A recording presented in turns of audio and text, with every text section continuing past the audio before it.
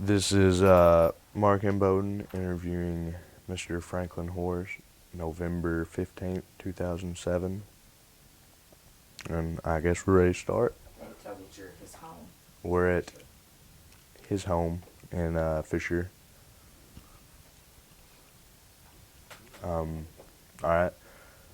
What is your full name? Franklin Harold Horst. Were you named after anyone? Not that I know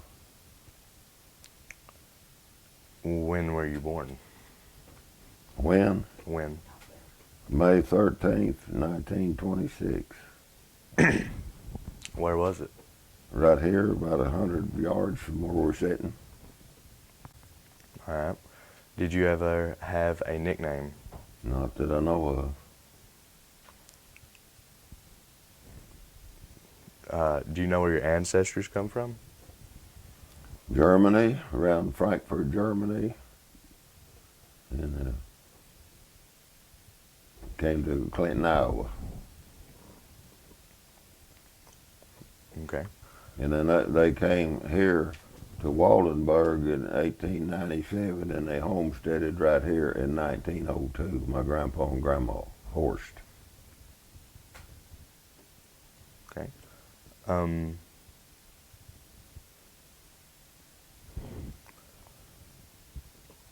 I want you to tell me about your mom and dad. Okay, for the next question. I can't. Next question. Okay. Were your parents strict? No, you're skipping. What? No, I'm not. What? Yeah. Where did they grow up? Oh, When you didn't do these, what did they do there? You got to ask every single one. You're skipping some. Start here. where? All right. Where did your ancestors settle? All right. You're not talking All right. Where did your ancestors settle? Settle. Where did your ancestors settle?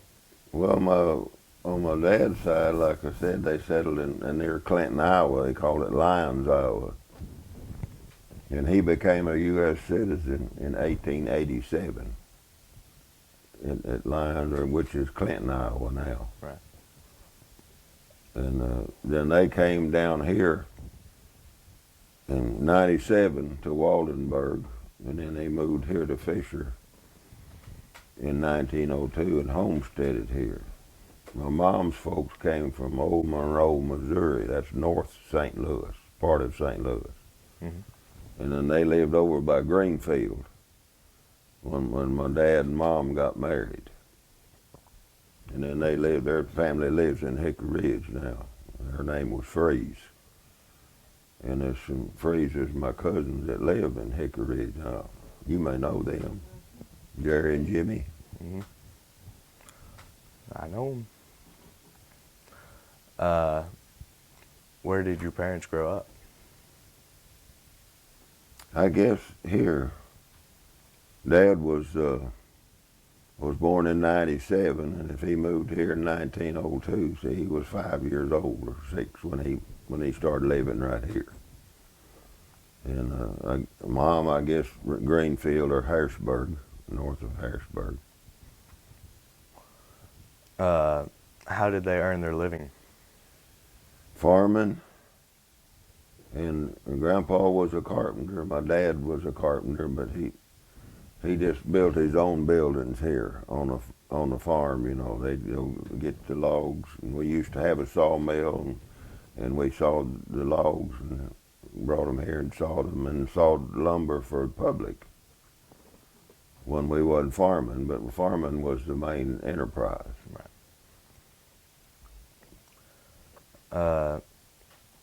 What's something you'd like me to know about your mom? She just a special lady. All I can say is she was here every day and cooked, and worked, and done all of it. We all worked together back then. The whole family did, and we helped her, and she helped us. We used to go pick peaches back when I was a little kid, and over at Cherry Valley, and we'd get 2 or 3 full bushel, and we'd come home and all Mom and Dad, my brother Paul and me, we all worked and canned peaches till we got them worked up, and she canned them in glass jars. So that was an everyday affair. You helped each other all day long. Whoever needed help most is the ones that got it right then. So. All right. Can you tell me a story about your mom? She's just Any- a special lady, that's any, all I can say. Think about something you remember about your mom when you were a boy, something that you remember her doing, or something that happened. Sit there and think about something like something you remember that happened to her one time, or something she did for you that you always remembered. She whipped me with a razor strap, I remember that. What would you do to get that? Do you remember what You happened? did not do very much.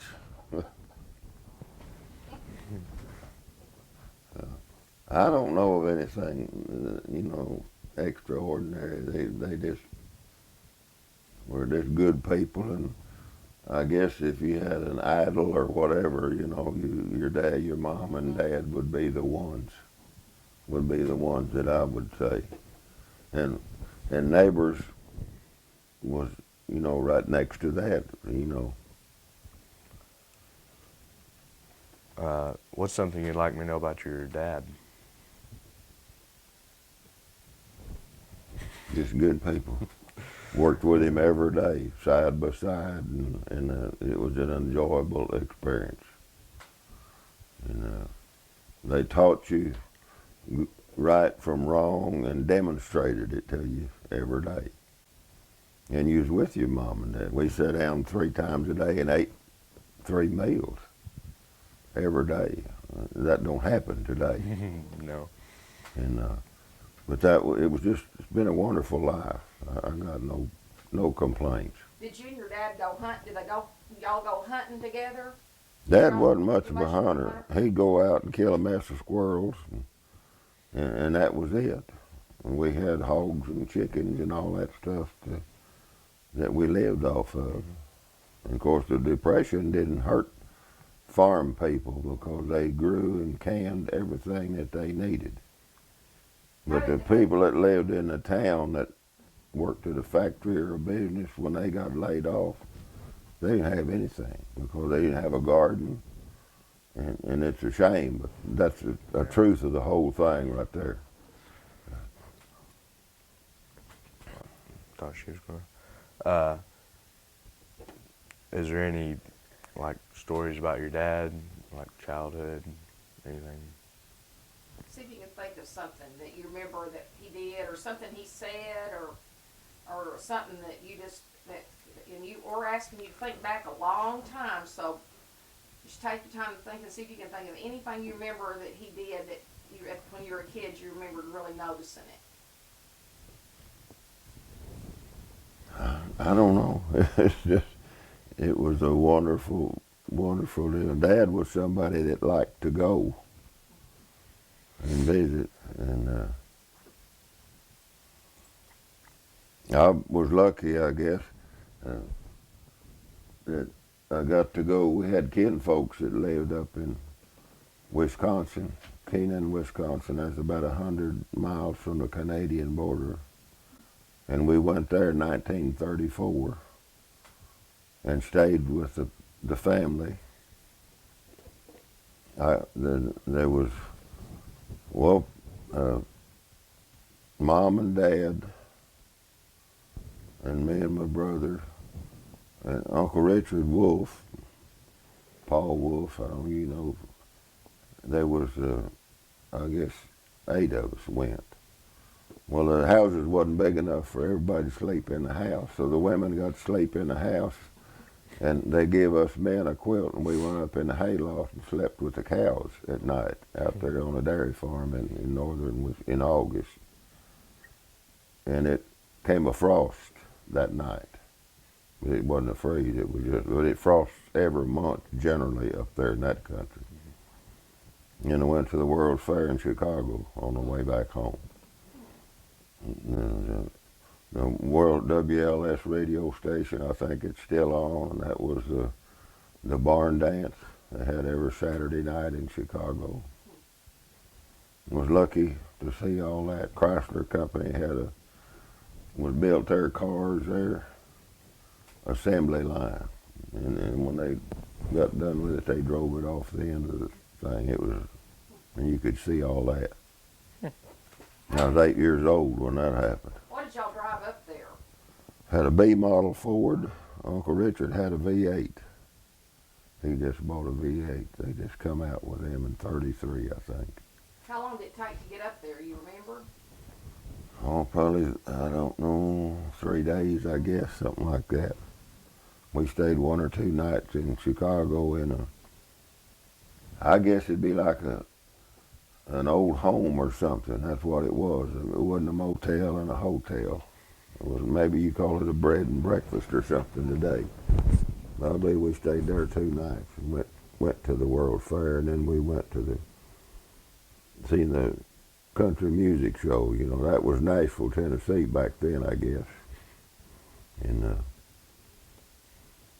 seen a lot of things, but I didn't get no pictures of it. I've got a little old bus in here that I got up there that it drove around the World's Fair. It had doors on it. It was just a trailer thing. And you got on the side, the seat went down the middle, and you was always looking out. And they drive you all around the fair in that thing. And I got that souvenir, and I just wonder what that thing's worth today from 1934. Probably more than the farm. Yeah. Well, it might be for sale if it is. I'd swap it for a farm, and I don't need it.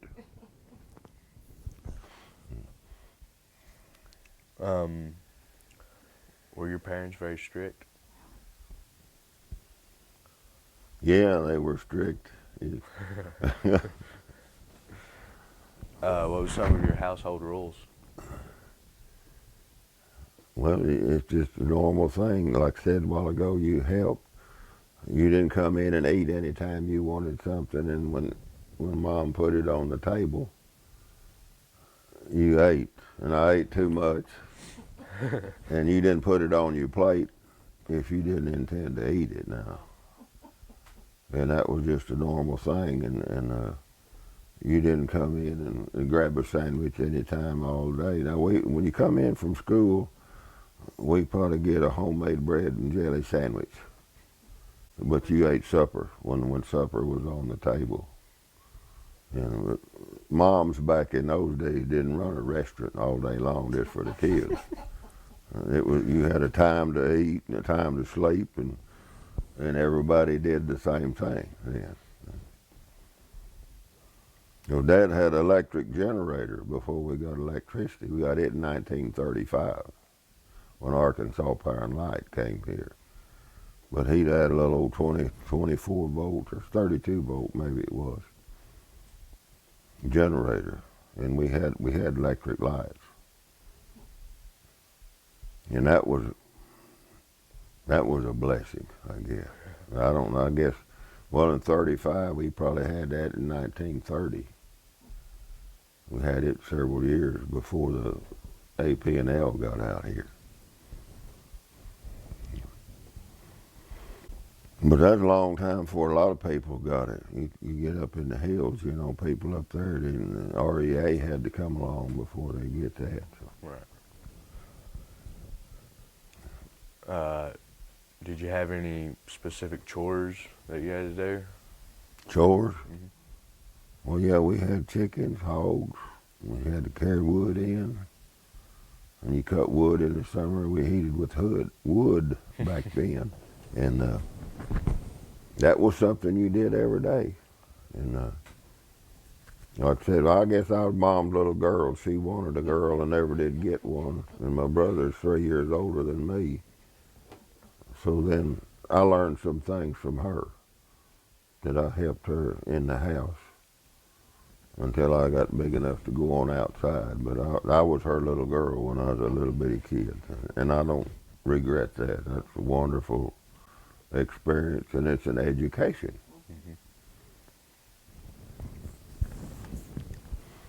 Mm-hmm. What are some important things that you've learned from your parents? Just work hard and have a plan and stay with it. Patience, you gotta have patience. And just everyday life and enjoy every day as it comes along and be sure you enjoy it. But you can't buy your life, you have to live it. Physically, you live your life. I mean, you can't buy it because it don't last no time then. It's just a flash and it's over. Like when you pull the trigger on a gun, it shoots and that's the end of that right there. Unless you kill somebody. And that don't amount to much today either. So.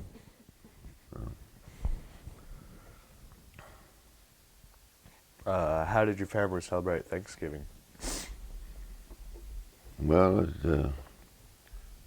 you always went to the folks' house, kin folks, either mom's folks, and or we ate at home, or else they come here. You know, your family just swap back and forth then.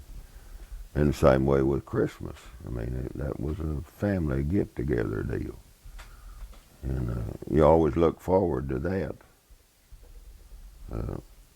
because you didn't go see your family every week. Then, you know, you talk to them on the phone today. But back then, and it wasn't that far, but like I said, Mom's folks lived in Hickory Ridge, and we didn't go down there every week or not even once a month. And when you took the holidays and stuff, and even birthdays, you know, now you get together on birthdays, but you didn't do that much back then. Everybody had a car, but that just didn't go back then. Yeah. Did you have turkey or did you have something else to eat on Thanksgiving? You ain't turkey like you do now, I don't think. What did y'all usually have? Do you remember as far as your meat? Because I know a lot of them didn't eat turkey for Thanksgiving. Chicken, I imagine, because everybody would be the most that you'd eat. Of course, you didn't have no way to keep beef, or if you had pork, you could cure it. But my folks didn't do that. We butchered and ground it up into sausage, and you'd fry that sausage in a regular patty in these old stone jars, just 5 gallons or something, and you'd stack that down in there and then pour the grease on top of it and go fry another skillet full, and then just keep on, and you fill that 5-gallon jar full of sausage pasty covered with grease. And all winter long, you just dug out of there how many pieces of sausage you wanted and cooked it. And it wasn't frozen, it wasn't canned, but it kept itself at room temperature, you know. You'd keep it in the coolest place you could. Right. But it wasn't too hot in anybody's house back then.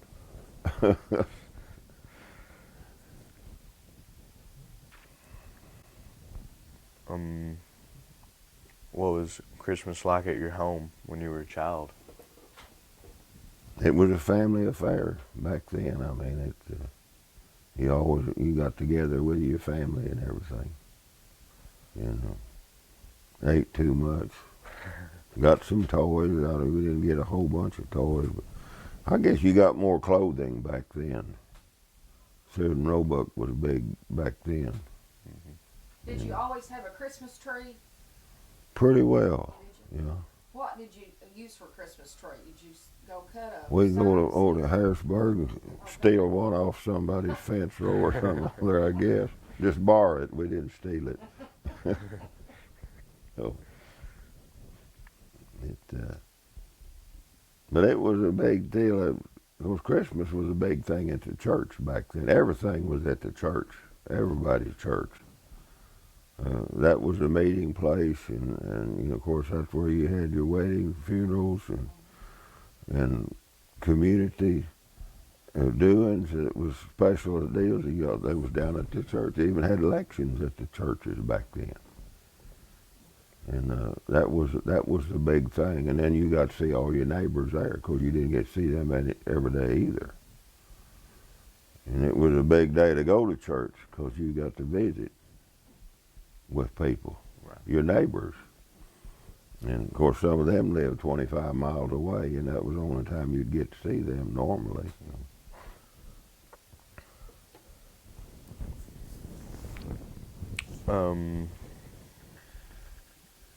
What medicines or remedies do you remember as a child? Uh,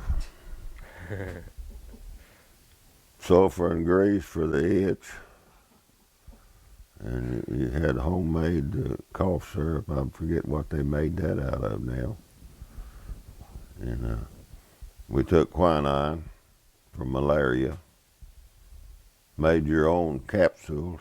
You bought quinine in the bulk at the drugstore in those little empty capsules, and put your quinine out on a hard surface like a table, and just pack that thing full and put it together. And then you took quinine. Did that every year. Started after Christmas and take that up into the summer. And I guess it kept you from getting malaria and all that stuff. But that's something you always did. Once in a while you'd have sassafras, boil the roots, sassafras bush. That's good for sore throats. And I guess cold, congestion and stuff like that. Of course, Vicks salve, you always had Vicks salve. You used it all on a regular basis. No. Didn't have a lot of medication back then.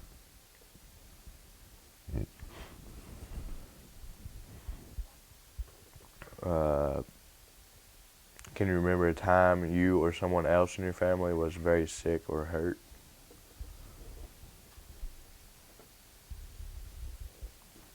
No. Just normal things, surgeries and stuff. Dad broke his arm one time, and he didn't miss a day's work. He come back and we cut wheat, and he rode the binder, had that arm in a sling. And Mom fell one time and broke her wrist up in the hills. And I guess that's about the worst thing, accidents that happened to any of us then. Of course, we all had the measles when I was kids, and the mumps, and the itch, and chicken pox. Everybody had that, just about. I think I had the measles, and I had the Yukonal school picnic right down here on the ditch, the end of the school picnic. And I was laying here in the bed at the window opening and hear them kids down there hollering and laughing and having a good time, and I was sick and didn't get to go. They should have had that picnic over on the Bible, so I'd have never known it.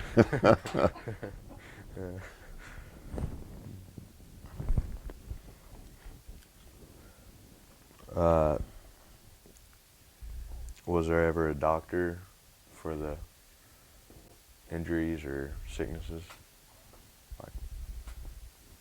We went to Dr. Hickman down at Hickory Ridge. He was a country doctor. Treated everybody. There you went to Harrisburg, to the doctors in Harrisburg. And didn't go very much. Well, there's a lot of things happen, but I was splitting wood one time when I was a kid. And you got a chopping block, and you was splitting slabs off the sawmill, off the logs, off the sawmill. And you move that chopping block around, you stuck the axe in it and picked up on the axe and set the whole block over.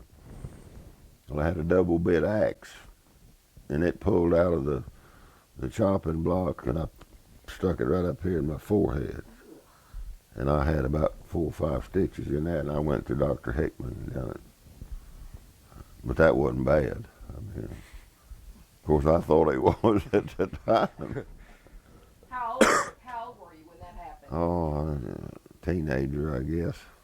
Probably. Yeah, I guess. Early teenager.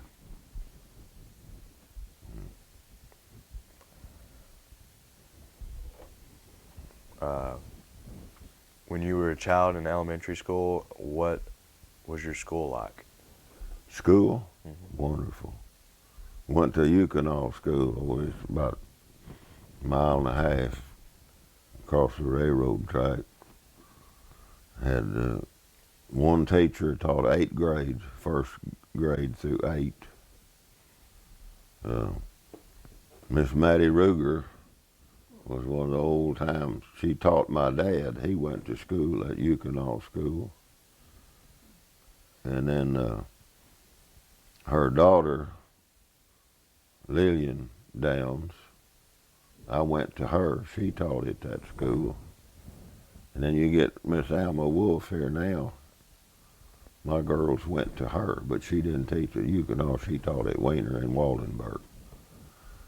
And when they had a school at Waldenburg, about 20 kids, 25 kids. What did it look like inside that school?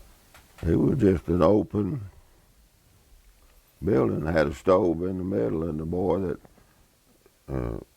Sonny and Robert Wolf, their family lived right across the road. Well, Robert still lives there today, and the school was just catty-cornered across the road. And they paid Ernest the same age as me, but he's dead now. I don't know, something a week to get up early every morning and go start a fire in the wintertime. So it would be getting cold, getting warm, you know, there hadn't been no fire in it all night long. So that gave him a job, and he probably got 50 cents a week or maybe $1 a week. I don't know what he got, but it wasn't very much. And you could learn you had 8 years to learn 8 grades. If you missed it in the first grade, you could listen when you was in the second and so on down. So you got several opportunities to get an education there. And I don't know anybody's report card, but I just feel like that they come out of that school with a closer to an A and a B than you do in the schools today. Because there wasn't nothing there but education. That's what it said. When you, the teacher was up in front of you all day long with 8 grades and five different subjects. So now how many classes are you going to have every week that you're exposed to? And What would y'all usually take for lunch? oh, pressed ham, cheese, homemade bread, butter and jelly, and just a snack. I had a pump there. You get your own water. Didn't have no soda fountain or Coke or Pepsi or none of that. So. And had recess in the morning and after dinner. Then you went outside and played. And that was a good thing. You're tired sitting there for an hour and a half, and you need to get out and loosen up, and then you're ready to go back and study some more again. So, and then you walked home. It took you 30 minutes or so, 45 minutes to get home. Was there 1 or 2 outhouses at the school? There was 2. One for boys and girls? Yeah. They was out behind. It wasn't heated. But the mosquitoes wasn't as bad then as I remember they are today.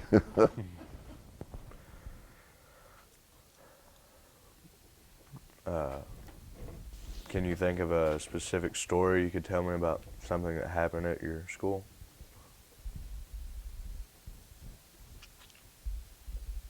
No, I don't think of anything right now. I got a whipping one time up there. Tell us about Yeah. that. Well, I don't think I was making a racket. And, of course, we had the windows open there. It was in the summertime, you know, in the warm part of the year. But I wasn't the only one that got a whipping, so it didn't make me feel too bad. But it's just normal stuff every day. I mean, and you look forward to that then. I mean, how many kids today really are eager to get up and go to school? Really want to, you know what I'm saying? Yeah. But there wasn't nothing else going on. I mean, that was your, well, Yeah. I'm not, entertainment's not the word, Mhm. but this is what you look forward to there. Mhm. And you're learning something. And that attitude's not there anymore. I don't have that attitude anymore either. And, but it's just, it's a different world today. We're programmed different today. Yeah.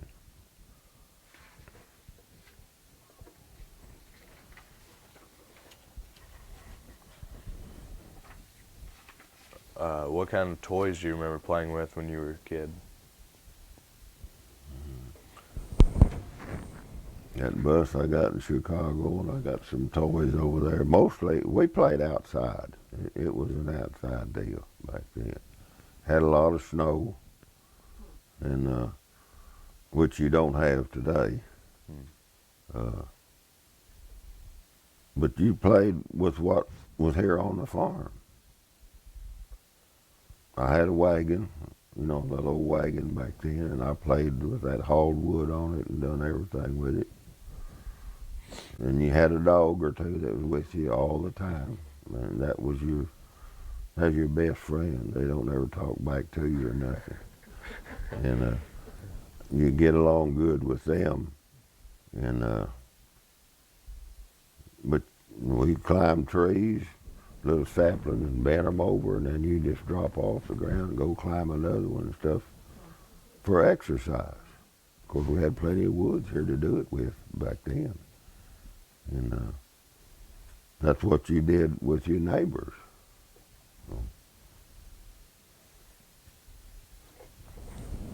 I get me and Arthur Wolf was together all the time. He lived just a half a mile down the road, was younger than me, but we grew up together. And I was at his house or he was at mine. I guess we hid out from our mamas. And we was hiding one time and they found us. We sitting up in the chicken house on the chicken roost. And we probably got a whipping then. But that's how you entertained with yourself with what you had. Did you have a special hiding spot or? No, that didn't happen very often. You're going to get a whipping every time you done that, so it didn't get to be a habit. Did you boys ever have like a clubhouse or a place that you fixed up? No, Did you not? we had the barns and all. Had 2 barns here, and of course the house and the shop and corn cribs and all that stuff. There was a lot of buildings here. Did y'all play in the barn? In the hay, yeah, Well, we what would you jumped. do? Okay, you play in the hay. We put loose hay in the barn, and then you get up in there and just bail off into that. That's kind of like water, you know. It wasn't baled of hay; it was just loose, and it was real soft. And yeah, we'd play in that, climb around the walls and everything. But, it was home entertainment. Like I said, I mean, you could entertain yourself where you were. You didn't have to go 100 or 500 miles to be entertained. It was right here in front of you.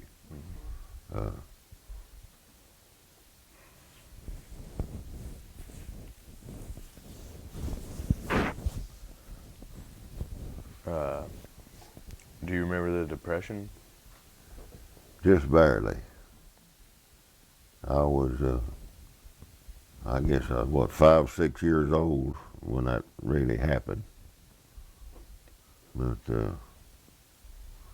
I remember the rice was 60 cents a bushel if you could even get anybody to buy it.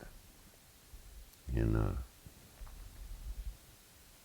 course, nobody could make a go of that today. But I was reading some of my history that folks that lived up in Iowa back in before 1900, they worked at a sawmill for 7 cents. And that's not very much. You couldn't buy nothing with that today. And Did y'all ever see any bums during that time? You remember, like peddlers or people coming asking for a handout? Did y'all ever see? they didn't get out here that much.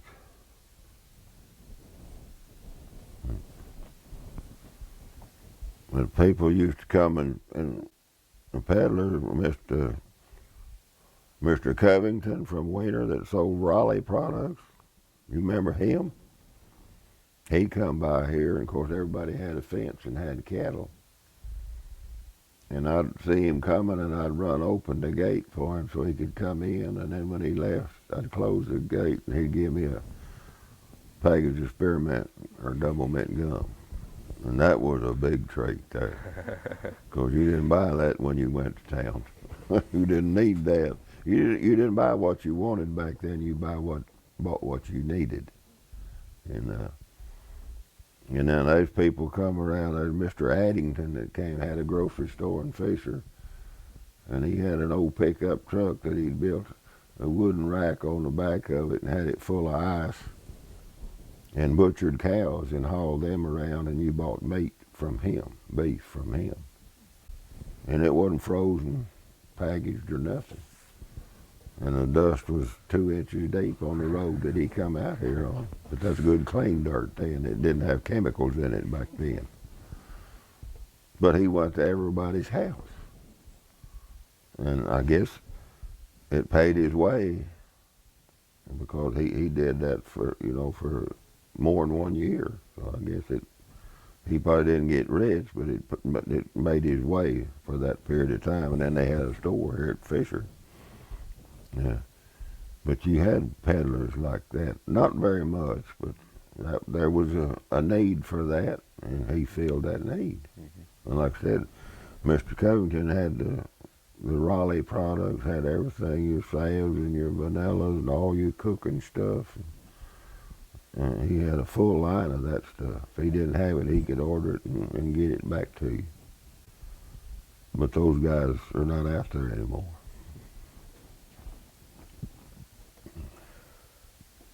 Did the Depression affect your family any? Like I said, we grew everything we needed to eat except coffee and sugar and like that. And we had our own wheat flour. Mom made whole wheat flour. She'd make 14 loaves every week, great big loaves for 4 people. So we lived on that bread. And but on the farm, you had your food, really. I mean, if you didn't have your food, it was your own fault, so to speak.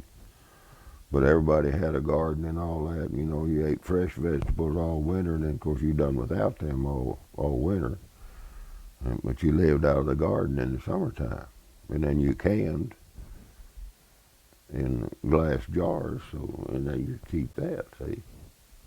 I'm eating some strawberries now that was put in the freezer in 1995. That's just as good as they were then, and that's 12 years old, and just as pretty as they ever were. But see, if you didn't put that stuff up, you don't have it to eat.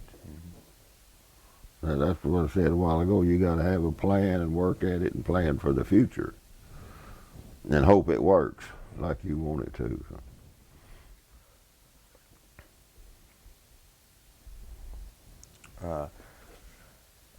Now I want to ask about your social life when you were a teenager. What were some of the most fun or wildest things you and your friends did? There wasn't many places to go. We swam down here in the ditch 2 or 3 times every day with the hogs and the pigs. And that was wonderful in the summertime when it was hot. You could go down dive in that muddy water, and the mud was a foot deep in the bottom. Cut your feet on mussel shells and all that stuff. And then in the war they come up with a theater in Wiener, Louis Schisler put a theater in up there, Victory Theater. And then after that, we had Grundon Swimming Pool. That was the #1 place to go. Go ahead and tell him about Grundon since you mentioned it. There's a question, but go ahead and tell him about Grundon's, what that was like. Well, you just went up there and went swimming, and they had a big swimming pool and a rice well, and he pumped the water to water the rice through the swimming pool. That's what kept it clean, you know. And it went through the pool and then on into the rice field.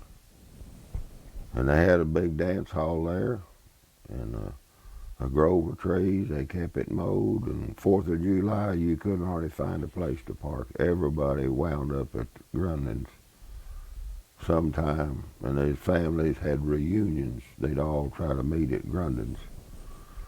Have their plates, tables, bring their dinner, you know, and just have an all-day affair. And you'd get to see other people, neighbors that you probably hadn't seen since last 4th of July. And of course, it was open, best I remember, it just about every night. Mm-hmm. And you swim there at night. And they had a screened-in house. You had to go underwater to get in it, to get out of the mosquitoes. Had a diving board in there. It was pretty tall. And they had a big scooter deal. You carried it way up on a wooden thing when you come scooting down off of that thing and hit the water. Had a little old Ferris wheel and stuff. Had sand beaches. Oh, I guess it was probably 12 feet deep in the deepest place.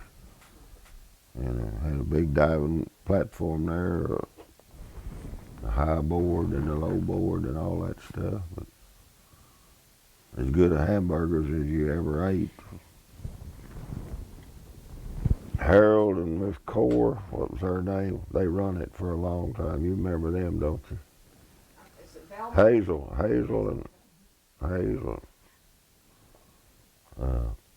Did they have fireworks on the 4th of July? They didn't furnish them. I don't remember that being. There was probably some there, but I don't think they put the show on themselves. And of course, Mr. Grundon, he just did all that. He was, I guess, a community person. And I don't remember him having any children. He may have, but I don't think he did. And but it was a real plus for any community, and we just lucky to have something like that to go to here.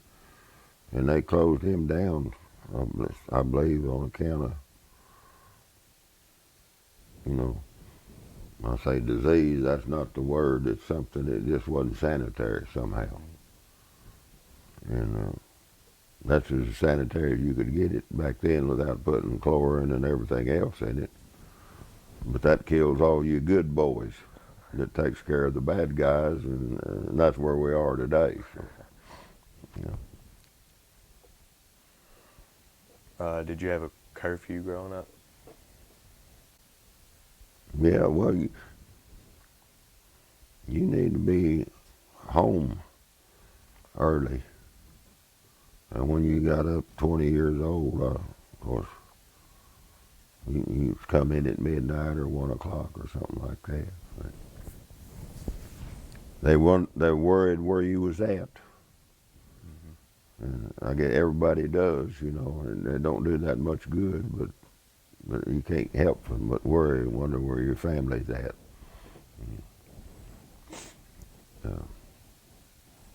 But everything was geared, like I said, around the home, the community. It was all just local stuff, the school or the church or whatever. That's where most of your activities went on.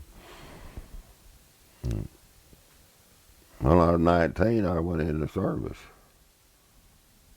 to the Philippines and Japan. Gone 22 months. He's going to ask you about that here in a minute. Well, don't. But what you don't like, everybody, you just expected to be home. It wasn't like it is now, is it? Well, there wasn't all that many places to go back then. Nothing to do. But you were satisfied with what you had there. That's nobody has that good feeling or satisfaction that you had. I mean, uh, you spend so much money and you didn't enjoy it, and you think you spend twice that much money, but it don't make it. You can't buy that. You, like I said, you got to live a good life. You can't buy a good life. You got to live it, and it's an everyday affair. You don't just do it one day a week or something, and it's every day. And when you get up, look for a good day and help make it a good day.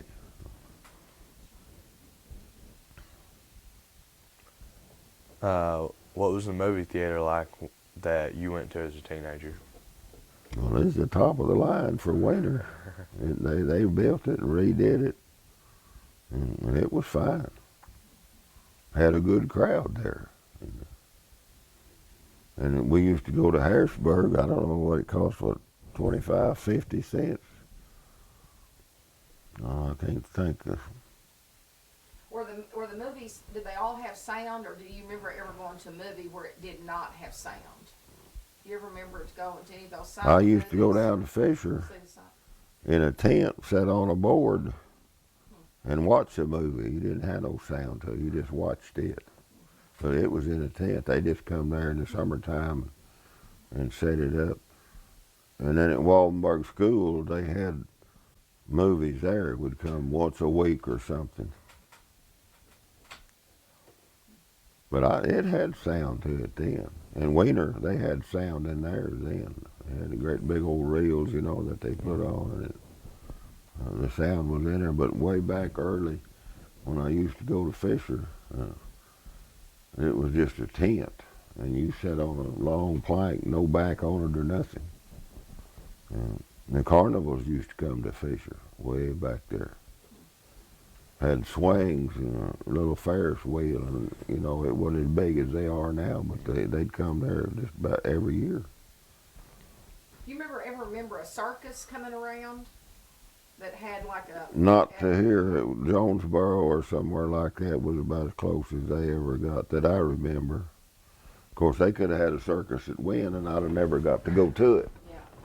But as far as being one, I guess Jonesboro, I don't remember. They might have had one at Harrisburg sometime, maybe way back there, a small one.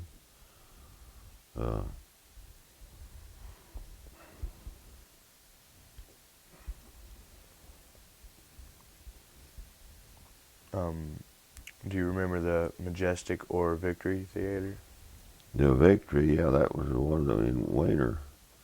You don't remember the Majestic? That was the first one in Wiener.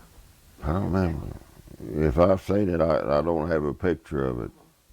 I don't remember much about Wiener. See, I was at Fisher and Waldenburg, Right. and I didn't get to Wiener till, well, I guess I'd go to the bank when Dad would go to the bank, and that wasn't an everyday affair. And but I just remember some of Wiener, but the old buildings, the real old buildings. I remember Union Church, but I can't tell you exactly where it was at. It was there about where Sonny Winter's house is, isn't it? But that's where everybody went. And then they started building individual churches. And but now the hotel I remember the hotel at Waldenburg and the hotel at Fisher. And they built that for the railroad. It come through here, what, 1900, 1904 or something. Maybe 1894, I forgot when it. And I had an aunt that was cook and stuff in the hotel at Fisher's. It's a two-story deal. I got a picture of it here somewhere. I couldn't find it right now, but I think that was the one at Waldenburg. I had a Bass Williams had a grocery store in it. And then John Thompson come in and put one across the road and put him out of business. He had the post office, the grocery store, and sold equipment and everything. But then Mr. Williams was just got old and retired, I think. He just got physically unable to do that. That's where Reverend Zerbel stayed when he come here in 1923.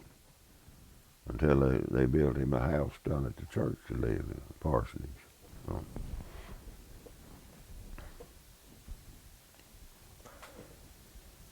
Tell me about something you have that has been passed down through your family other than photographs that means a lot to you.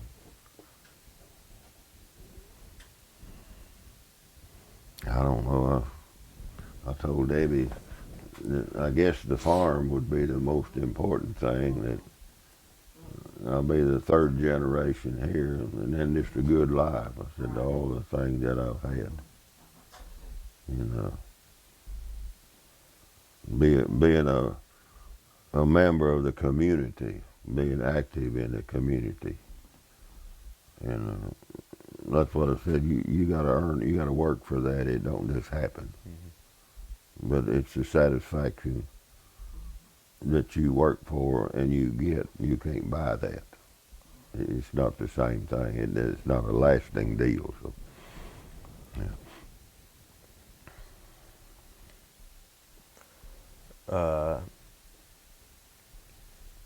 How did you get the farm? Did he just pass it down to you? Or Yeah. just... My grandpa homesteaded, and then he sold it to my dad, and my dad sold it to me. And so I'll be the third generation, and I'm about gone.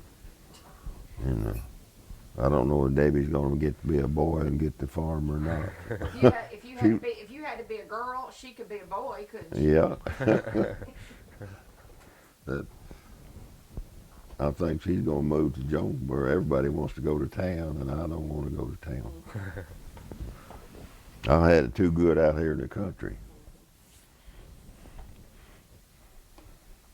Are there any stories associated with the farm? Can you remember a time whenever anything about the farm? Was there ever a time that that things got really tough on the farm for your dad or your grandpa? Do you remember that when you were hearing any homesteading stories? Well, I don't remember seeing it, but when the grandpa homesteaded here, they cleared this ground down on their hands and knees with a saw by hand, one on each end of it.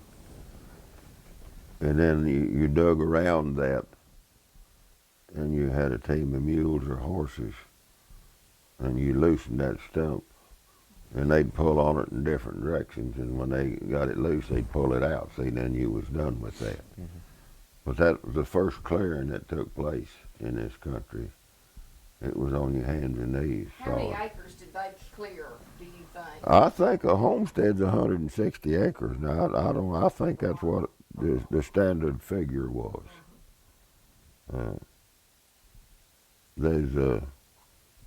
I know Will's mom and dad did this 160 right east of me here. That's Mallard Pond now, and that was 160 acres. And they homesteaded that. And we helped them farm, planted the crop, and helped them harvest it and all that stuff. So I'm thinking the basic homestead was 160 acres. Where was their home, your grandparents' house? Where did it sit? Do you know? Right over here where this shop building is.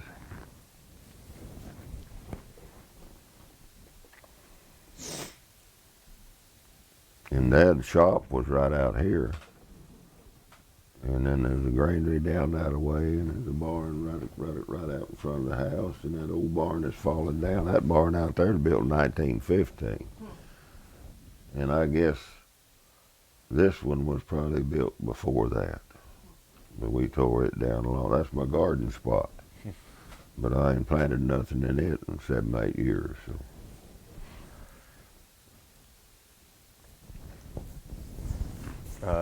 Tell me what you remember about the businesses that were in Wiener when you were young.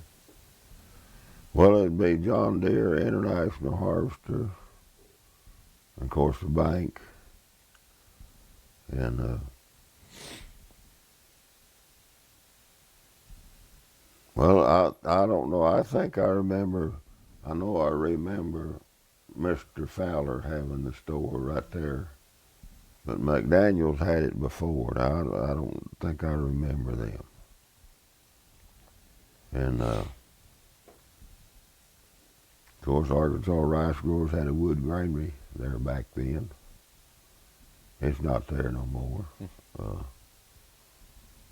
And but John Deere is there where Perkins is now, is where they started out. And the International was right there where the bank building is, the old bank building. And then they moved up north of town. And Freeman's had a grocery store right there on the corner. And Hogan Winters had an insurance business there, and they moved in the Bank of Wiener. Oh, there's 2 or 3 filling stations in town back then, and there's none now. And that was, just the individually owned deal. Yeah.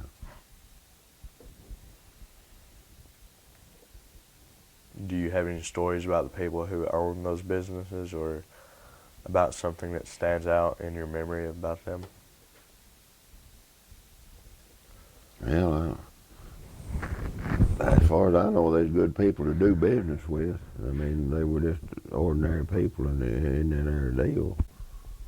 And of course, the people in the bank were real. They didn't go broke back when everybody else did. Mm-hmm. And I got a piece of paper here where they had a 1922 and 23. They had a rice festival.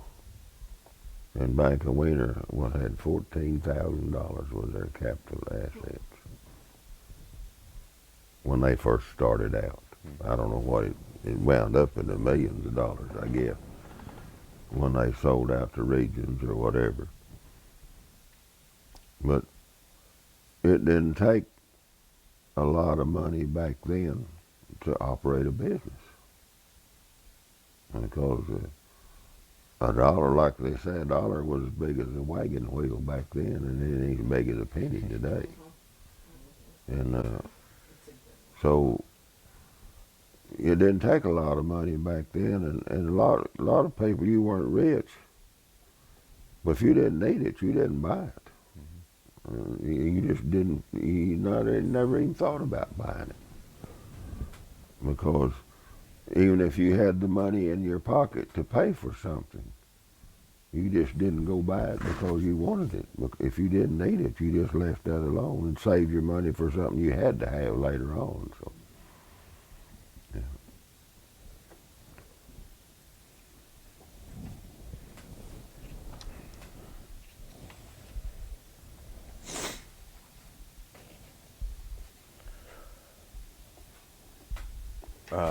Tell me a story about what you remember about grocery stores in town.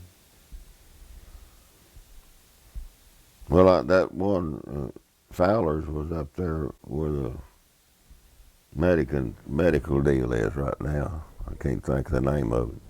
Well, we traded down Fisher. J.S. Orton had a store down there. Everything you wanted, jumpers, overalls, shirts, groceries, horse feed. Had I remember a great big block of cheese sitting there, and you cut off what you wanted. It wasn't refrigerated or nothing. And you could swap eggs or milk or butter for groceries. And everything you needed was right there. Besides, like I said, I had clothing and a little bit of feed. And didn't take a fortune to trade with him. I remember the guy that worked out here for Mr. Wolf, he got $7.50 a week, straight time, and lived with his mother, whose dad was dead, in Fisher. And they had a horse and a wagon, and they'd come down there at the store on Saturday evening or something, and he'd get 3 or 4 sacks of groceries and a couple of bags of horse feed for his horse, and had money left out of $7.50.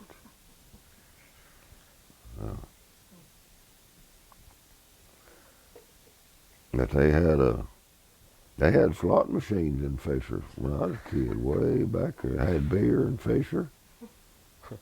Dance hall, man, they'd have a big dance on Saturday night. And you couldn't, all up and down the railroad track was full of cross ties. Everybody made cross ties back then, and they usually brought them in on Friday and Saturday. And these guys there, I've seen grown men unload 8 and 9 foot cross ties by themselves and stack them up 6 feet high. Have I don't know, 10 or 15 on a wagon. Would there be railroad people there to buy them? Yeah, they They bought would be them. there, Yeah, would they'd they? come by and stamp them and all that. But gosh, they was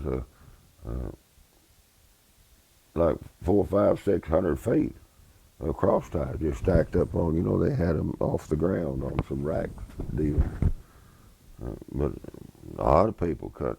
That was your cash money back then. And then they were, before my time, they gave you a soup ticket, I think, and you could go over to the grocery store and trade that for groceries, see. And had a barber shop, had a drugstore there, and it was a dandy drugstore. McCorkle's. Of course, all that's gone now. Well, they had Bryant's had a drugstore in Wayner. I don't remember. Wallenberg never had a drugstore. With the bad guys here at Wallenberg, we had alcohol. Nobody liked that in the community. And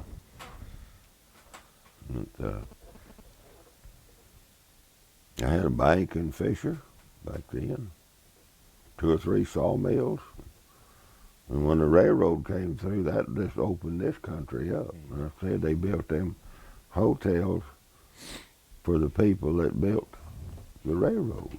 When they did that with horses, mules back then. But I don't know how many days it would take to put the dump up with horses. I remember seeing them do that.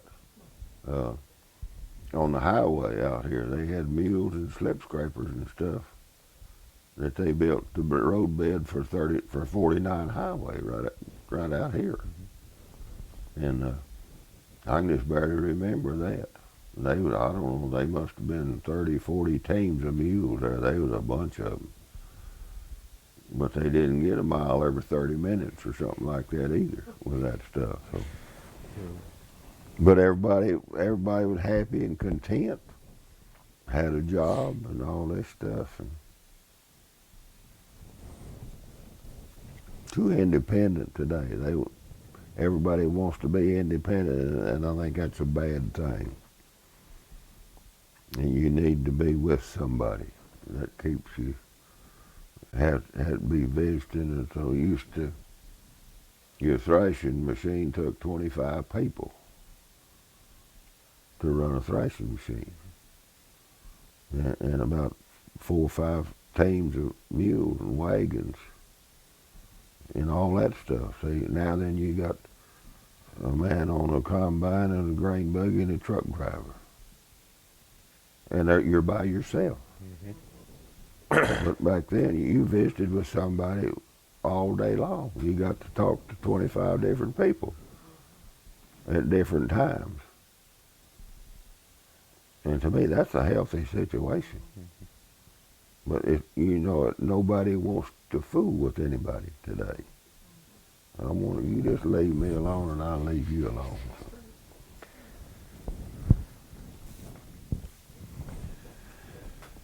Do you remember the first town library? I don't remember a library. I can't even tell you where it was in Wayner. Where was the library in Wayner? Well, there was a real one that the first one was in the movie theater, but we haven't found a whole lot of people that know about that. But there are a few that do. Well, I hear that there was a library in Wayner, but see, I don't. But I didn't get to Wayner. I didn't. I knew that you do.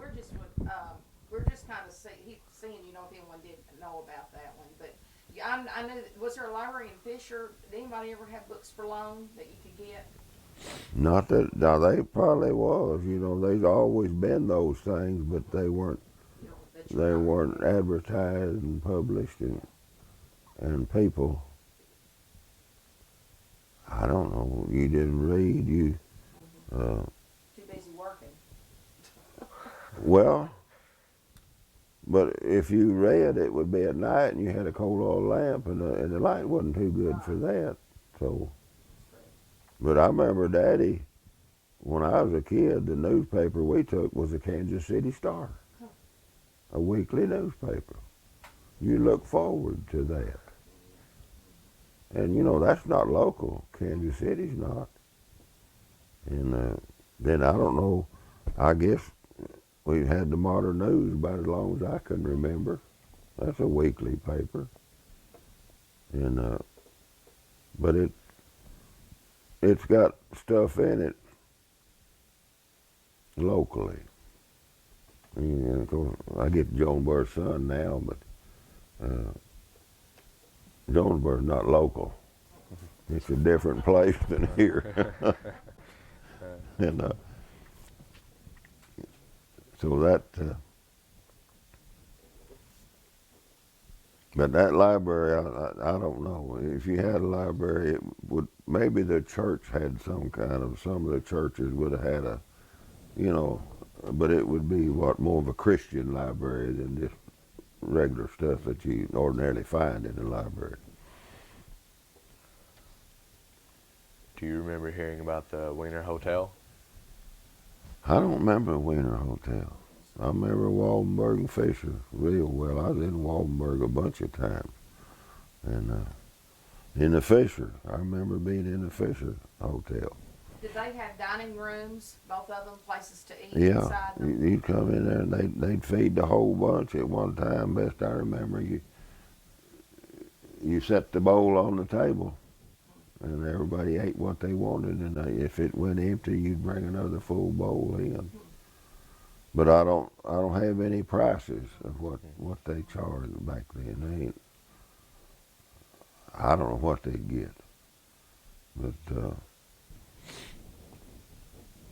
Like I said, $1 you could probably get a room there every night for $1 probably. Maybe not that much if you stayed all week, you know, if you're just a regular customer. But like I said, when we went up north in 1934 and I was 8 years old, I don't remember what it cost up there, but I imagine staying in Chicago in this was a converted home or just an old home. I bet the four of us, probably $2 or $3 a night if it cost that much.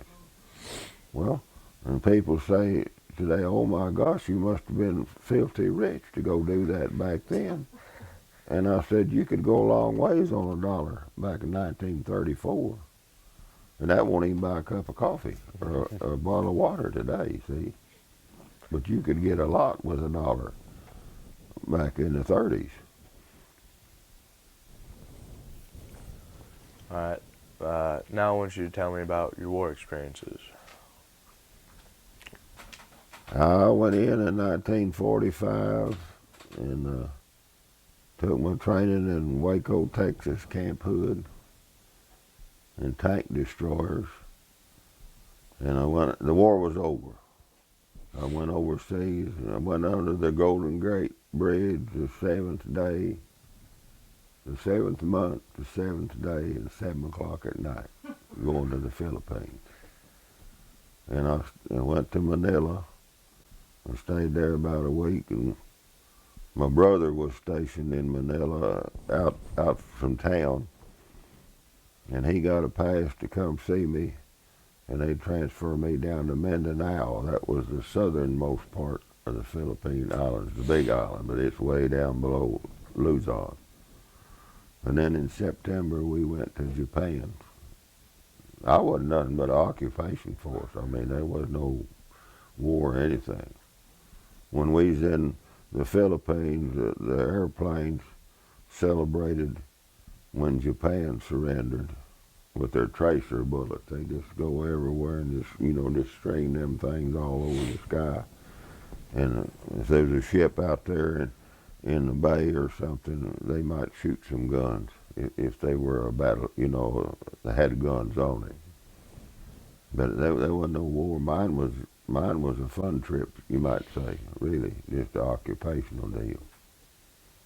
But we drove right through where they dropped the atomic bomb at Hiroshima. What did it look like? I mean, there's nothing there. But the city hall was just twisted steel, and your highline poles were maybe 10, 15 feet tall. Your trees, and just the trunk of the tree was there, and it was just flat. I mean, there wasn't nothing left of that. How big an area was that? They said 40,000 people died there. I don't know. I've been watching the war movies on TV, and I don't remember hearing. But they said that one bomb that they dropped killed 40,000 people instantly. And no telling, what is it? 500,000 is crippled ever since then, or something like. Since, of course, that's been 50 years ago, 60 years ago. But it was. I enjoyed just seeing there and being there. Like I said, it was a trip for me just to go and do that. It was in the MPs, and we'd ride a train from Tokyo up to Sendai, the northernmost island. They had a big earthquake there, I think, in the last 6, 8 months. And I'd spend the night up there and go back to Tokyo. In Yokohama, that's where we stayed, in Yokohama and Tokyo. And of course, everybody was in a good mood, and most of the guys that had been in the war would have gone home then. They had enough points and stuff that they went home, and guys like me that had never seen any combat pretty well was the bunch that was there. What was the purpose of the occupation forces? What did they have you do, and what was the purpose? I think you just kind of maintain some kind of peace and stuff. And the big thing in Tokyo was the Ernie Pyle Theater. It was a huge theater. I don't know, 3 or 4 stories. And I don't know how many people that thing would seat. But everything was in there. The Red Cross, the Special Services, USO always came through there, had barber shops, they had schools you could go to learn the Japanese language, and the USO, entertainment people would come there. And you go there on a weekend, and if you had some buddies or something in that area, you stood a real good chance of just running on to them, or if you could contact them, you could meet them there or something. But it was a fantastic thing. But they've torn it down now, they tell me. To me, it's like the Peabody Hotel in Memphis. You don't tear down something that's been there that long and as good as it's been and what it stood for, just to build a new building. Mm-hmm. But somebody had some money they needed to spend, I guess, and wanted to put a different face on it, so there you go. Were you drafted, or did you enlist? I was drafted. Yeah, Paul went, my brother went before I did. And I went the 2nd of January 1945. And like I said, went to Camp Hood. But everybody I graduated in 1944. But all the men were gone in this area to the service. So Mr. French was our principal superintendent. So we went to school a half a day on Saturday.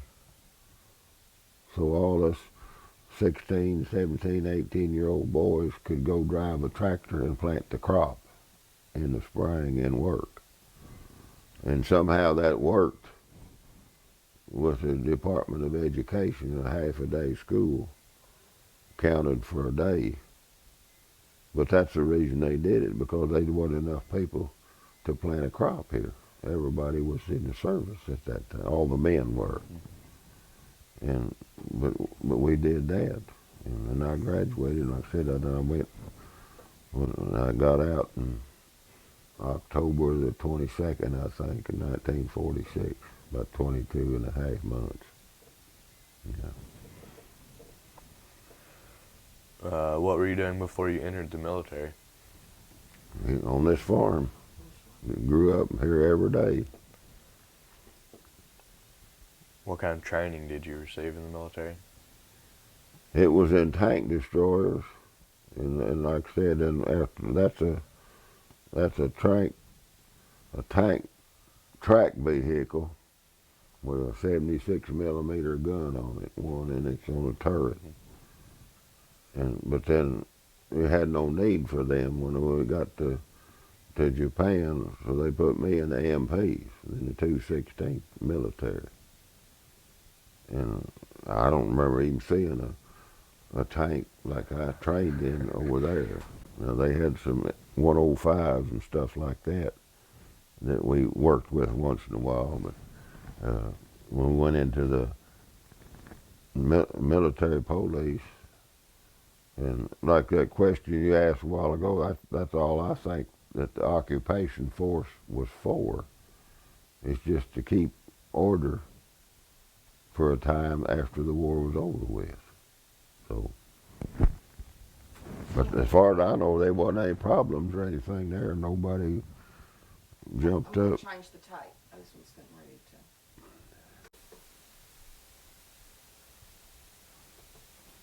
Okay. This is Mark Bowden interviewing Mr. Franklin Horst on November 15, 2007 at his house. Go ahead and say this is second CD. This is second CD.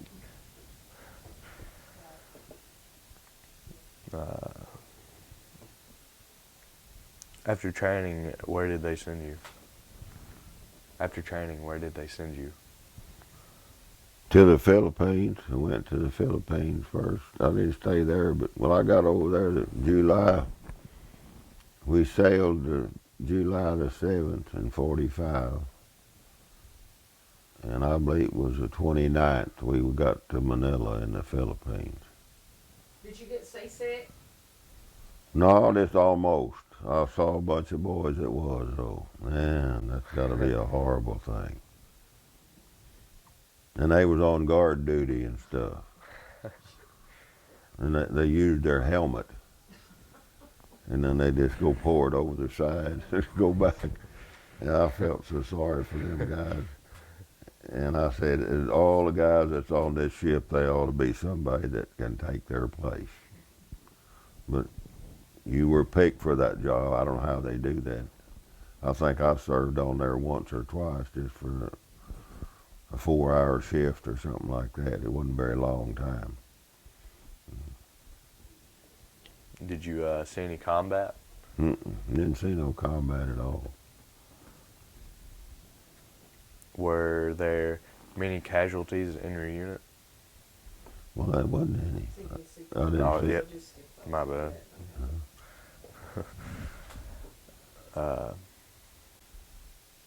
Tell me a couple of your most memorable experiences from the war. Or I just military. like I said, there wasn't no. I didn't see any war. It was a fun trip, educational trip for me, and I just enjoyed it. I mean, Tell about something that you, how different you, or what Tokyo was like. What was that place like when you were there? Were there people hungry? Or was everybody in pretty good shape as far as the people? Tokyo was burned out with incendiary bomb, fire bombs. They didn't drop explosive bomb because all their houses were made out of wood, and every house had straw mats on the floor instead of carpet, 2 inches thick. And you know what a match would do to that. And it was real like cypress or cedar, or not, western cedar like they build houses. It was very, very flammable. And they didn't have no fire department back then. They had a pond out here on the corner and had a bucket brigade. But you couldn't fight a fire like that where a whole flight of airplanes just come by. I don't know how many bombs they would drop. But except the Imperial Palace grounds, now that was big buildings there. Rock, concrete, stone. But they never bombed that even. But of course you couldn't set that on fire. And it had a lake all the way around it. And you pick up the bridges where you'd have to swim to get over there. And I remember walking down. General headquarters was just outside the Imperial Palace grounds. And I was walking there just looking and goofing along one day, and there was this soldiers up there in front of me, and I wasn't paying any attention, and he called me, got my attention, and it was General Eichelberger, and he asked me why I didn't salute him. Well, I just goofing off. I was sightseeing, looking at all this stuff, looking at everywhere, but he's real nice. I don't know. You've seen his name. He may not be living anymore. But he was just as nice as he could be. But he was right. See, I should have noticed that he wasn't a 4-star. He's a 1 or 2-star general, but he's still a general. And he's a boss man over there. But it was something to see that, and their toilets was just like an outdoor toilet here. It was a pot, and they hauled that on wagons in wooden jugs and put it out on their gardens and stuff, recycled it, because it wasn't a public sewer system like it is today, or that part of the town wasn't. And but they were. We never had any trouble with it, I remember. Even in the MPs, you just never had any police duty to do. And the police weren't all that active over there then, because they just wasn't, I guess, in the wartime, and them people had to be beat down pretty well. And they'd been fighting for 4 or 5 years, and no telling what all they had give up, or done without. And but it was just an educational deal for me. I'm not glad what happened, that I got to go over there. I don't mean that, but I was just lucky that I got to go in a foreign culture. And everybody, if you got anybody that lives somewhere, you need to go there and stay 2 or 3 weeks, and you'll have a different attitude about another country. How did you stay in touch with your family? Wrote letters. I never called or nothing. You may go 3 or 4 days and never get no mail, and then you may get 4 or 5 at one time.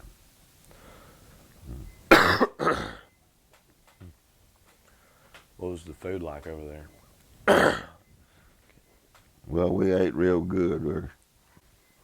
We was in the quartermasters. We was MP'd in the quartermasters in Yokohama, and we ate boneless steak and all that stuff. And we had cooks that made bread, and had Cokes under our bed.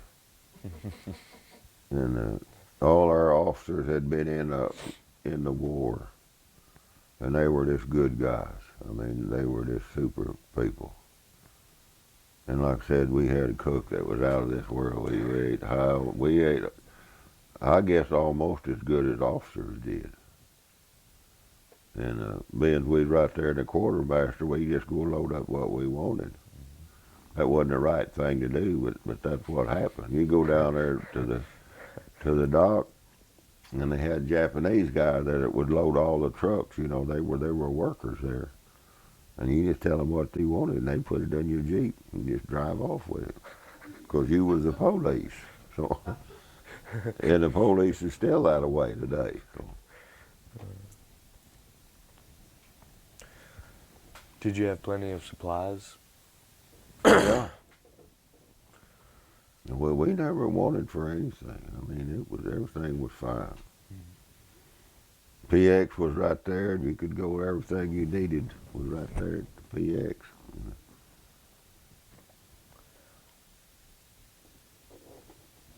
Uh, do you have any photographs that were taken during the war or while you were in the military? I've got a bunch, but I can't find them.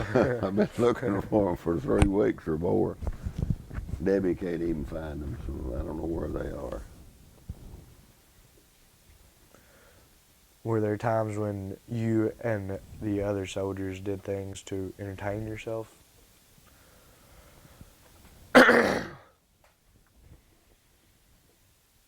Well, see, like I said, there wasn't no war going on, and we were uptown, so to speak. I mean, like I said, you could go to the PX, or if you was in close to the Ernie Pyle Theater, you could go there. And it's not like being out in the field in the wartime. I mean, I don't know anything about none of that. I mean,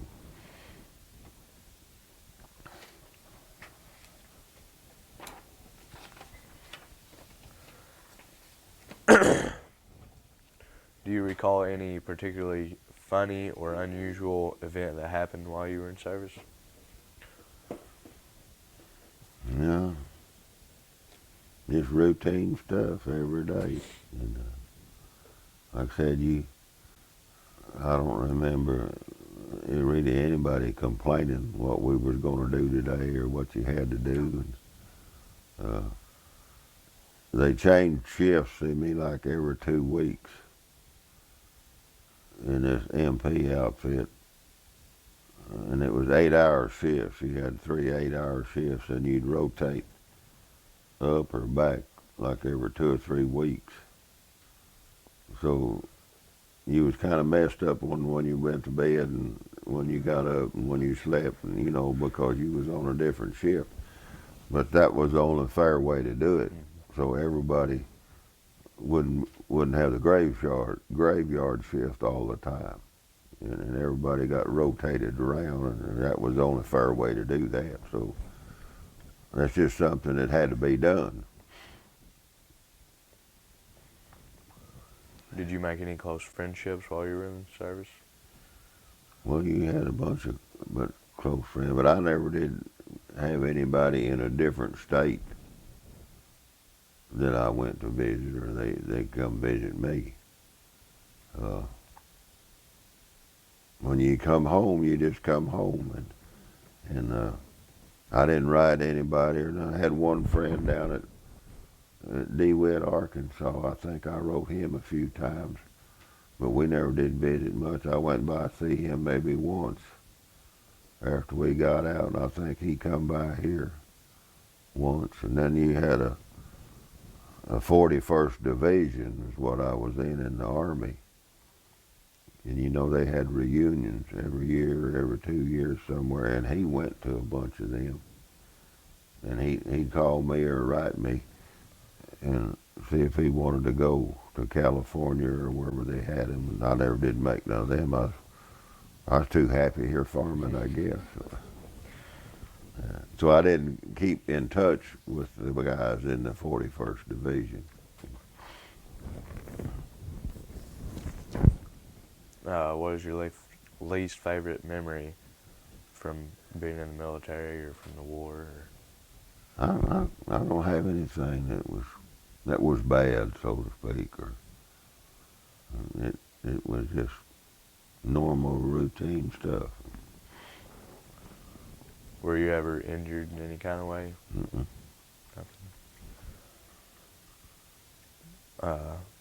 Of all your experiences during either the war or being in the military, what is one that you'll never forget?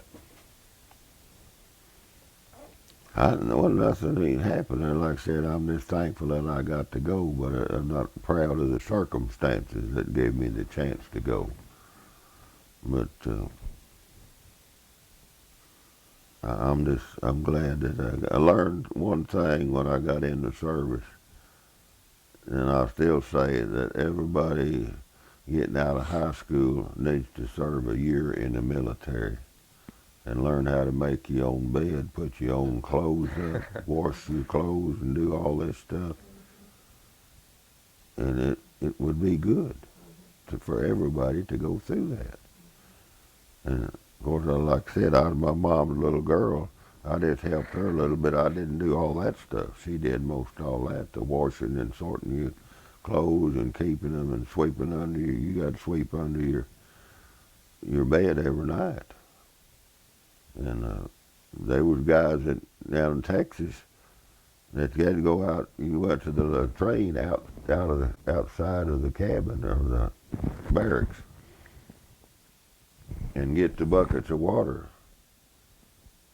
and you mopped them floors. I mean, they started at the front door and they just passed it all the way down, and there was probably 40 people in this one barracks.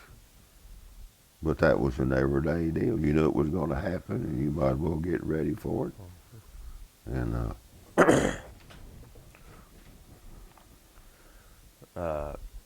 Where were you on December 7th in 1941, Pearl Harbor? sitting in the house over here, we just moved into this house, sitting in this house from the house over there. And we heard on the radio that they had bombed Pearl Harbor. And let's see, I guess I was like 15 years old when that happened.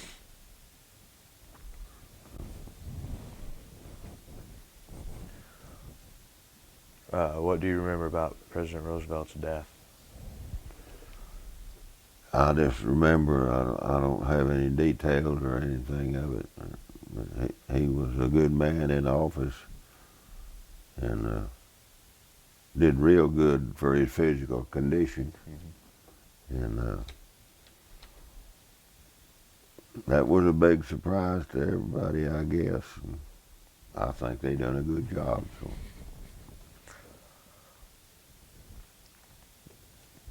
Do you recall the day your service ended? Do you recall the day your service ended?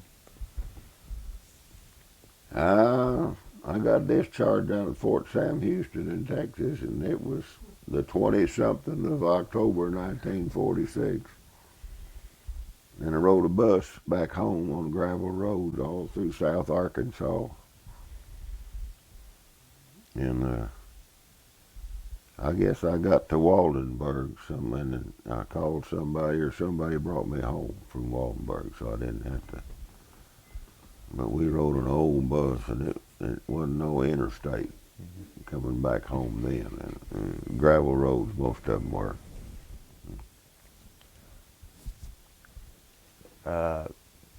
What did you do on the days and weeks after returning from the war? I just come back here and started working on the farm. Took over where I'd left off, I guess. My brother was home then. He got back home before I went. I got back home. It's kind of like when I went to the service, I think he got out that same year because he had enough points and stuff that he could get out. So that kind of helped Mom and Dad out. They had somebody here to help on the farm again. How do you think serving in the war had changed you? Or military? Keep saying war. Well, it's not a fun thing when you go where there has been a war. But see, I didn't see it except I didn't see any war. I saw the after effects of it. But when you burn a city down and blow it up and all that stuff, now that's got to be one horrible thing. And it's not good for anybody that has to go through that. And all the innocent people that get hurt is the bad part of that thing. But I think it's good that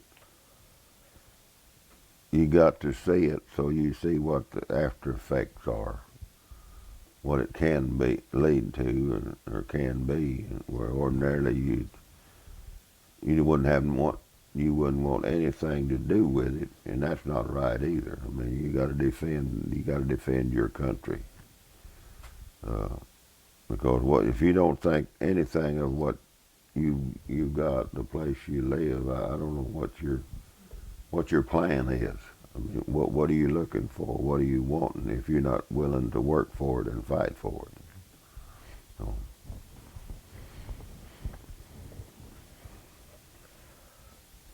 Now I'd like to ask you about farming. In your life, what is the greatest change in farming? well, there's not a half a dozen people working there, elbow to elbow like it was when I started in 1951. And you was together every day, and I had four hired people back in the 50s, and we talked and visited every day, worked, and had a good time. And that's something that you don't get today. Everything's air conditioned, heated. You're inside, and you don't visit with nobody, or you can't see them right there, and you're not working elbow to elbow with them.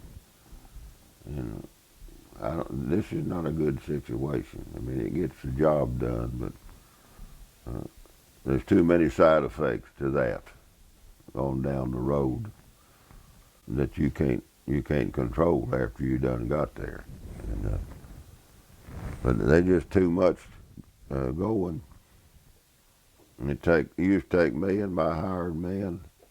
I had one hired man 3 days to plant 80 acres of rice and get the levees up on it. And we'd work the ground up, and Dad and his buddy Safety Gillett from Fisher would come out and run the cedar wagon, and they'd sow it. And then we'd harrow it twice and get my Uncle John to come and survey the levees. And then we'd put up the levees. And it took 3 days. Now you can plant 300 acres a day with one tractor, and we used 2 or 3 tractors at that time. And that's still not fast enough. And we were satisfied, tickled to death to get 80 acres planted and levees up in 3 days. Well, people would be killing themselves today if it took that long to plant a crop. But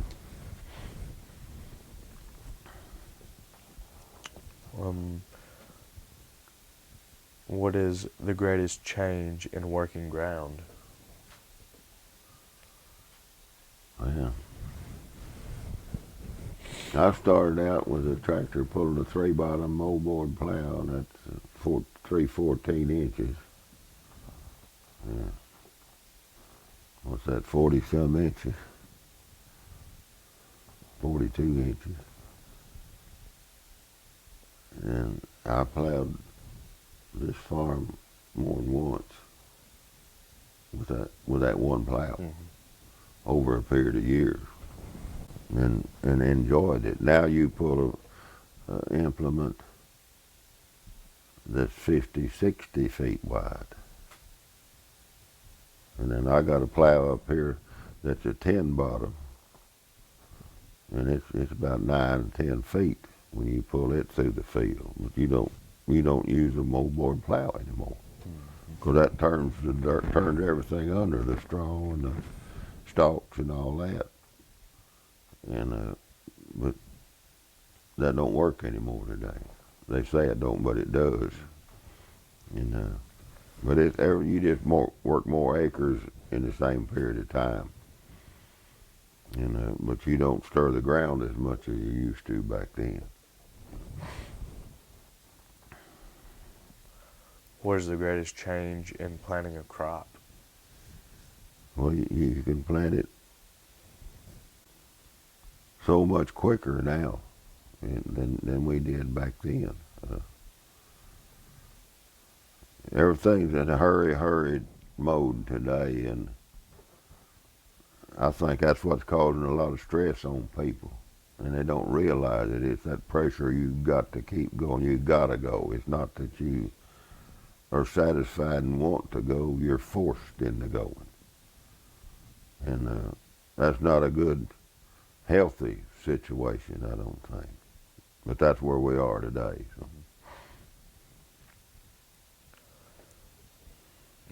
What about harvesting?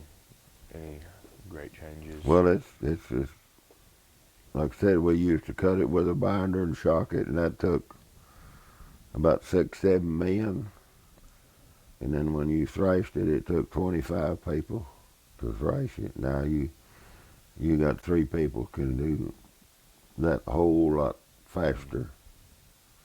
And you don't have the fellowship and all this stuff that you had in all of that stuff there. But I hauled rice to Weiner in the old Arkansas rice growers warehouse, the wooden building, and scooped it off with a scoop shovel. You won't find nobody that will do that today, but you wanted to do that back then, see. And I used to cut beans and put them in the granary out here, and I'd scoop them out into my pickup, my bob truck, and haul them to West Memphis or somewhere like that for seed beans. Anybody got time for that today? They would have if they would stay on the farm and work. You'd have time for that, but you got too much running back and forth to do today. That's just costing money, and you're not really making anything out of it.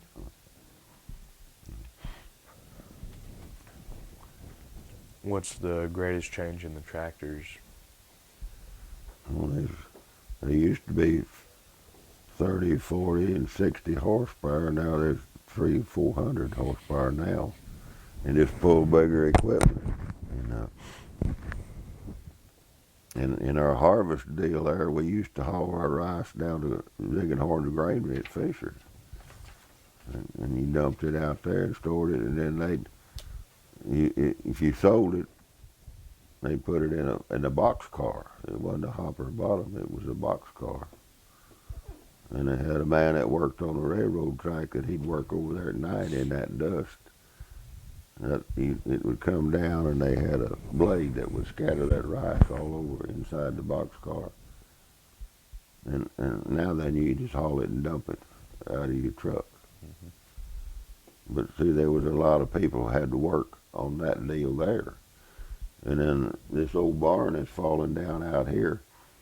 I remember them thrashing out here, and they 4 bushels of rice, that's 140 pounds or about, in a bag.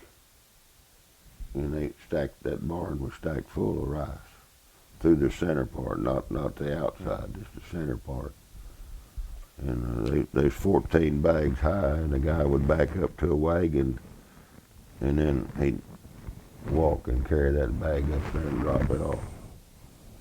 And that's how you got them up that way. Ain't nobody can carry a 140-pound bag of rice today. They're not physically able because we don't do it anymore. And but if you done that on a regular basis, I mean, your body was in shape to do that, but the human body is not able to do that today. How did you control the weeds before any of chemicals were available?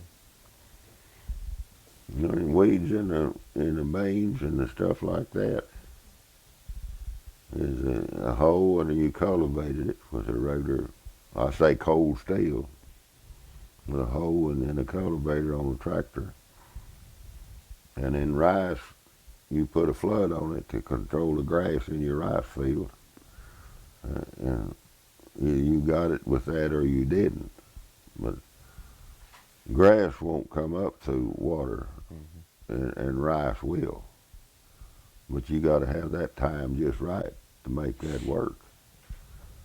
And if you had the water to put on it and start pumping when you should, you know, you got a time window there like they talk about today. You got to get that grass before it gets above what your water level is going to be. And you had a decent control with that. Mm. And they had oil engines back then to pump with, great big, like Fairbanks, Morse, Prim, and that's what Dad had one on the farm here. Mr. Wolf had one, and they had one at Grundon's that they pumped through there with. Were those things great big round cylinders? Had wheels on it 6 foot in diameter, and this. But were they great big like tanks that you're talking about? I've got a photograph up there I'll have to bring and show you because I don't know what it is. It's an old farming photograph. Looks like a great big black tank that you might see on the back of a train. You know, it hauls fuel, but it's on a wagon, and there's a bunch of horses pulling it towards a field. I wondered if that's what. No, that wouldn't be. That wouldn't be one of these engines, 'cause it's huge. I mean, it's got a piston in it 16 inches down. It's only one cylinder, and it's got two wheels on it. That's 5 and 6 foot in diameter, and they're 8 inches wide. Solid cast. They got two of them, and it's a diesel or crude oil. You know, they didn't call it diesel back then. That must be a water wagon or a steam engine. The steam engine is self-propelled. What? I'll just have to bring it and show it to you. Grandpa Horst was one of the first guys in the country that had a thrashing machine and a steam engine, and he went all over the country thrashing for different people. What did the steam engine look like? It was a case, 2-cylinder. We used to sit right out there in them trees. Me and Paul used to play on it. I'd give Was it a round? bunch today. Was it Yeah. round? Oh, that's what this is then. But it had wheels on it that's 7-8 feet tall and this wide. Really The big. gears are outside in it. And up here on top, if it's a double cylinder, your plunger runs back, you know, when it hits, goes this way, and then this there blows it back. And that's what turns it. And, well, if you go to Corning to the rice festival up there, the harvest festival, they pull their thrashing machine with a steam engine. Okay. And it's sitting there turning real slow like that. You can't hear nothing. I mean, there's no racket to a steam engine except the steam pressure. That's all you hear out of it. But there was a lot of people. Everybody didn't have one of those Prim or Fairbanks, Morse, Bessemer. Oh, there's 4 or 5 different names of them. But that's what they pump water with that stuff. And we used to go to Wallenberg and buy kerosene tractor fuel for about 3-4 cents a gallon. Go get it in barrels and haul it yourself. You didn't have tank trucks back then, but you didn't burn all that much either. And we got SO fuel from Hickory Ridge for a while. And then when Hogue went in up here at Wheater, I guess Dad bought from them and I bought from them for 75 years, I guess. Been a long time. Of course, they're still in business, you know. But they had a tremendous business. They sold all of our tractor equipment. Malcolm did one time, that building that's still there north. And had a hardware store. Man, that's another one of those places if they didn't have it, you really didn't need it. So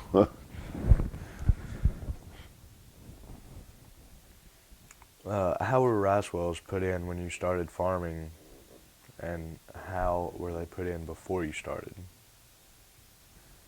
I can remember they dug a 4-foot square hole and you curbed it with 2-inch lumber, 4 feet square.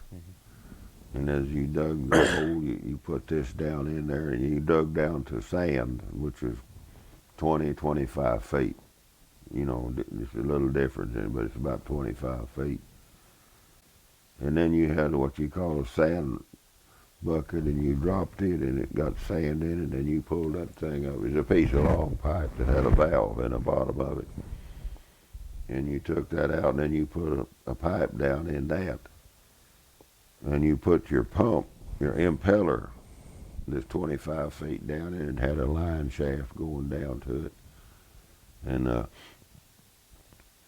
there was, most of the year or in the wintertime, there was water. You could look down in this hole and they would see water over your impeller down there. And then and that's how you pump water. And I guess that's the way they always put them down.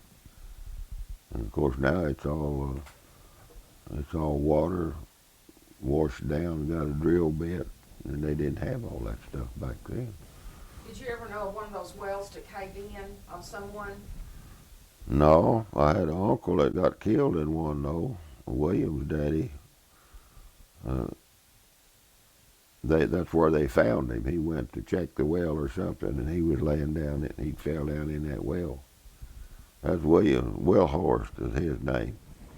You remember William was his dad, and he never knew his dad, because his dad got killed before he was born, and then his mother was, Aunt Ethel was the one that I was telling you that cooked and worked in the hotel after that to make a living. You know, her husband got killed, and then she had William as her own child. So that's the way she made a go of it, by working in the hotel. And but I don't know. Judd Nino used to do that. Mr. Renicky did. Judd Nino, this well right out here, their daddy worked on it. I remember helping them coming in from school one day, and up there down across the road from where Kim and Terry live, Judd Nino dug that 4-foot hole there. But they dig that 4-foot square, 20-some feet in less than a day, 2 men. But when they come out, a shovel full of dirt was about a cubic foot. You know what a cubic, I mean, it wasn't just a little sliver or slice. And they'd put it in a little bucket or something. See, the other one's up on top, pulling it out and dumping it and putting this thing back down in, and they'd fill that full and dump that, and then they'd change places every once in a while. But they dig that 4-foot square down to sand in less than a day.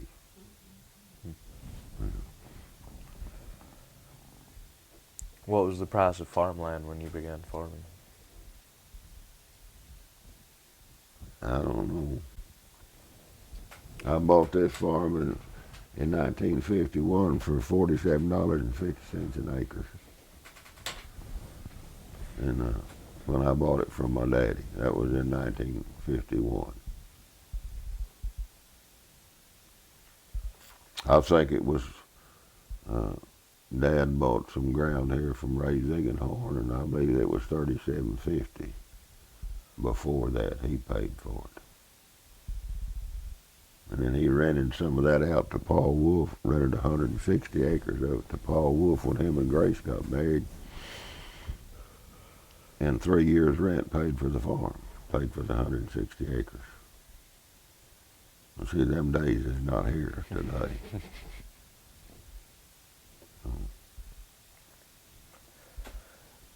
Did they have FFA when you were in school?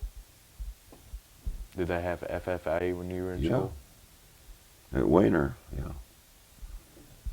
4 years at FFA. Tom Craig was my teacher. He's gone now, too. But he's a good teacher. I don't know when I went to school there in 1940 when I left Yukonah and graduated in 1944. But the agriculture building was already there, but I don't remember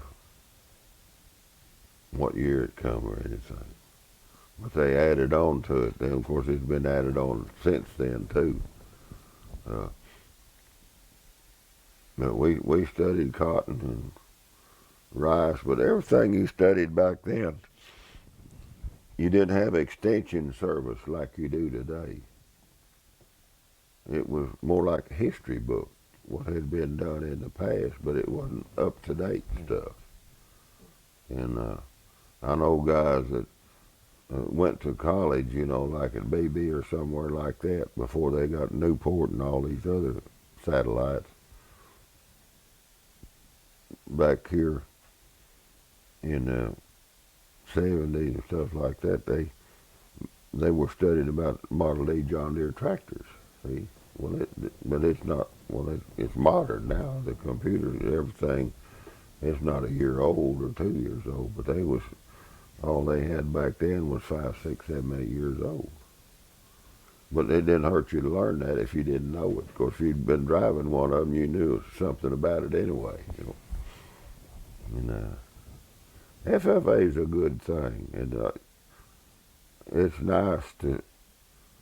The girls are in it now. They wasn't in when I was at the FFA. As far as I know, I never heard of girls being in that. But I think that's a good addition. If they go and work on the farm, that ain't nothing wrong with that. What advice would you give to someone wanting to be a farmer? No. And if you ain't got somebody to give you a farm or sell you a farm and help you with it, it don't look that good to me today. Because we don't appreciate agriculture in this country. And it's the most risky business you can get into. A hailstorm puts you out of business today, or a drought puts you out of business. Used to, it wasn't that way. Because the neighbors helped each other back then. That don't happen today because most of your neighbors are so busy they don't have time to help somebody. And they don't have time if they're not busy. They got too many other things that they want to do, so to speak. And I don't mean that bad. That's just the way it is today. But heck, your neighbors used to always help you, and you helped them. And so I remember helping some of my neighbors up here one time. I don't know if you want names and all in this thing or not, but they bought a farm and he'd blowed his rice down, and I went over and offered to help him, and he said, no. He said, I can't afford it. And I said, well, it ain't going to cost you nothing because I'm done with mine and we're waiting on beans to get ripe. If you just put fuel in my tractor and combine, that's all it's going to cost you. So he let me come over and we whirled around and got it. Of course, I didn't have a combine that was good picking up rice, and he didn't either. But then about 4 or 5 years later, I was helping my brother combine up here, and he come with his combine and just fell in line. Well, he paid that debt back then. I feel like, but see, you don't see that today. It's not that attitude and feeling. It is not there like it was.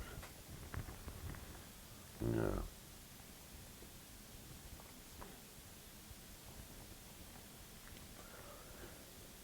What is something you've done or accomplished in your life that you are proud of? Yeah. What is something that you've done or accomplished in your life that you're proud of? Well, I didn't lose the farm. I bought it, and I don't remember what I got it paid for, I guess, in 10 years probably after I bought it. And I don't owe a penny on it today, and I'm proud of that. I mean, I could have lost it all. And but I never did put it up for security. Never did borrow money against my farm. Because when you do that, you're selling it a piece up at a time, whatever it is. And that's not good business. I was lucky, or whatever, I didn't have to do that. And I didn't want to do it. But that don't mean I couldn't have went ahead and done it. To just buy something, like I said, that I didn't need. And I'd have been be a whole lot better off today if I'd have just bought the stuff I needed and not those things that I just wanted. Because they're the expensive ones. You know, we don't complain about the things that we want and pay a heck of a price for, but we complain about $3 gas and $2 milk and a pair of shoes is $40. But you paid $20,000 for that pickup, or 25, or $20,000 for a new boat. I stole that thing. It's almost a steal, as cheap as that was. Well, it wasn't a steal. But here we are, $3 gas today, and we're paying $8 a gallon for water, drinking water. Do you ever hear anybody complain about that? No. But if you buy water at the store by the case, it's about $1 a pint. Well, there's 8 pints in a gallon, isn't there? So that's $8 you're paying. Did you ever hear anybody complain about water being too high? Except that comes out of the ground is too high. See, that you got to have to water your crop with. So here we are, all of us. But I've had a good life. I can't complain about anything.